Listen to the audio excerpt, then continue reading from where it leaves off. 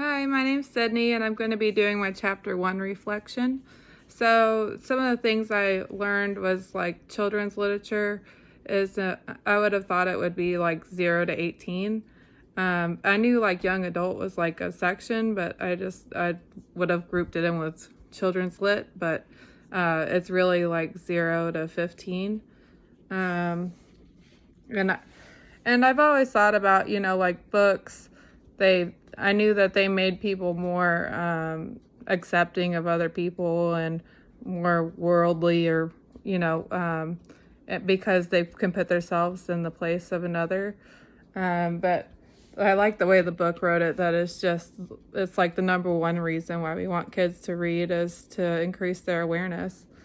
Um, and then I learned about the ELLs, that their books don't go the same way because of their culture. Like they might think that it's weird how independent some of the kids are in the stories, because they're like so respectful of their elders.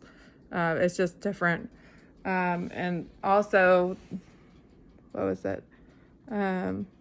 That they would expect like a clear moral out of the story, because I guess they have like more folk tales or those kinds of stories. And American stories, they're kind of like you find the moral yourself. It's open-ended. So that's something to take in consideration, and when you get ELLs, that you might want to try to wean them into that, especially like if you have any like Muslim girls, as they said like at the beginning of the chapter, that that there's a story that she had to cut her hair off so she could go to school and pretend to be a boy. So something like that up front, like independent kids, it would just be such a culture shock. Let me see. And I really wasn't aware of how, I guess, deprived the kids were of good literature, because it seems to be like, within the last 200 years, and like the first, like 1800s, it was like all like extreme moralism, and it really wasn't very enjoyable. And then like 1900s, it was like more enjoyable, but they didn't really have picture books.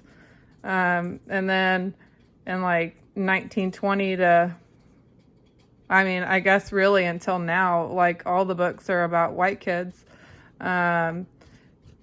But it's getting a lot better in the last 50 years. There's been a big increase on international books and books with people of color, but they're still super underrepresented, because like half of the kids are gonna, like, whites are less than half of your class, but like of the books and the authors, there's only one person of color to 7 white authors writing. So we have to, in our classroom, we have to make sure that our books that we pick out are representing our class. But we really can't do a whole lot about what authors are putting out. But we can make sure that all of our kids are writing and they're telling stories and stuff. So maybe that number will go up. Well, I really enjoyed this chapter. Thanks for listening to my reflection.